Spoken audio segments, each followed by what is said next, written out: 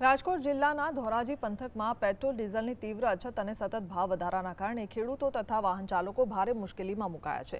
ઈંધણ મેળવવા માટે વહેલી સવારથી જ પેટ્રોલ પંપો પર વાહનોની લાંબી લાઈનો જોવા મળી રહી છે, જેના કારણે લોકોએ કાળઝાળ ગરમીમાં ભારે હેરાનગતિ ભોગવવી પડી રહી છે।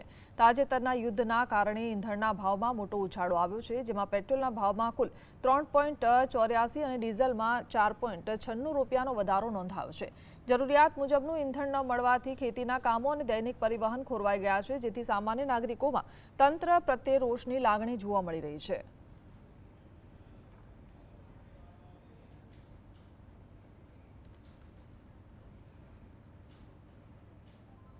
બહુ તકલીફ અનુભવીએ છે અને અમારી પણ હપ્તાવાળી ગાડીઓ છે।